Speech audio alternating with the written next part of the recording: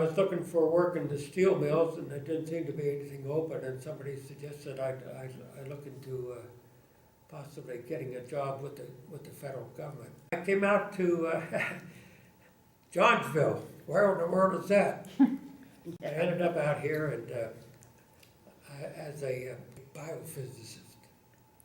Oh, When I really? came aboard, I had no idea what they had here. And as I got here in 1950, the centrifuge was just starting. And they were starting to run it, and they needed cams to control it. Right, They up had in the that- blister? Mm-hmm. So they were gonna hire out to have those made, and I said, I think I could make those cams. You can make them? I said, I think so. So I began to make cams. I designed the cam table, and I was putting out cams every week. And they were making them down in our machine shop. And as I kept doing this, my cams got to be so complicated that I finally decided that, why don't I put a computer in this control? So in the meantime, I got a little 10 amplifier computer that I wired over to where the cam table was, and I was able to operate the centrifuge for the first time with a computer. And what year was that? That was probably in 1952. In the meantime, they began to put me more in charge of the operation of the whole thing, and then they came down to upgrading the centrifuge, and they put me in charge of it.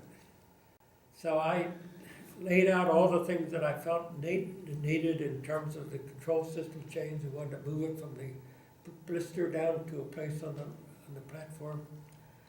And we needed changes in the powerhouse, they needed changes in the arm itself. And so I laid out a whole schedule of things that they needed, and they began to follow in what I'd asked for. And finally, when they came to this computer, they were going to give me this another little 10 amplifier units. And I said, that isn't what I ordered this. No, but they said that you can give me that. It's cheaper, and you do the same thing. I just cancel the order. So I went down to the company that I had hired to upgrade the control system. And I said, you put this computer in your control system. So we used that computer throughout for the next 20, 25 years. I can't tell you. It was a beautiful computer, and we could do everything with it. And as we got that involved, then we began to get moving. When the centrifuge was originally run off the cams, Yeah. help me understand what those are. Are they almost like a record? Right. They were big circle things, and in it they had indentations. Okay.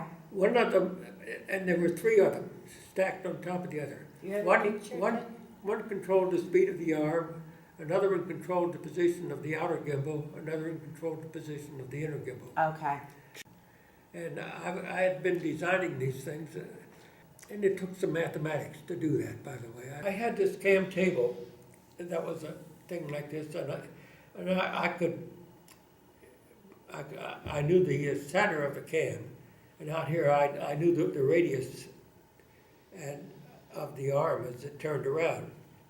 So I had to determine, based upon the circular of the follower, I had to design the contour of the cam to take that into account, so that all three cams operated together. Can I think of it this way, that the curves of the cam were like the graphs of your equations? Right. Now, you had one for each equation, if you will. Yeah, Or if- not one for each What dimension. you had to do is that, depending upon, well, for example, in the speed of the arm,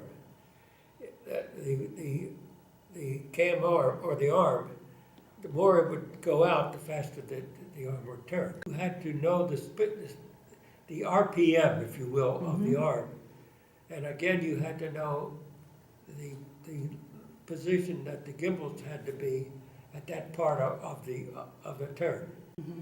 The primary purpose that we did in those days was to keep the vector aligned with the subject. Okay.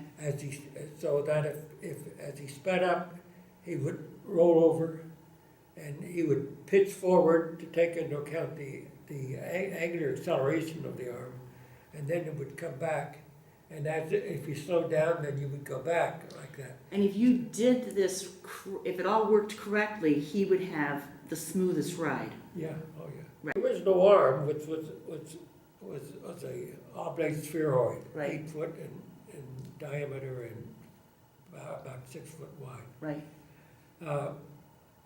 So that had to be taken into account. From the time they described the profile to you, they'd give you the G profile and you had to convert that into your equations. Right.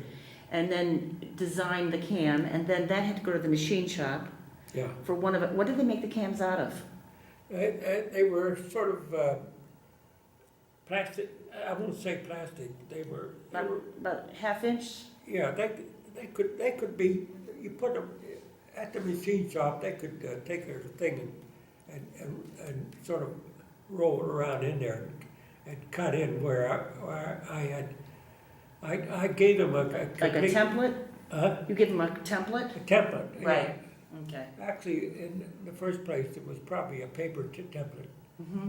And then they would make a mark on the cam surface itself and then cut the surface. So we did a very good job on that. It's fascinating. Wow. Yeah, every week they come up with a whole new set of profiles that they wanted me to design. This became a full-time job, Oh my gosh. making those cams. When they designed the centrifuge, was there a particular reason why they had the original gondola was that oblate spheroid? Was there something about the characteristics of that? I'm just curious about why does it look like a silver M&M versus, years later when you upgraded the system, it was the round ball. That's Well, still there. they thought about how much space they needed inside for primarily one subject. Okay.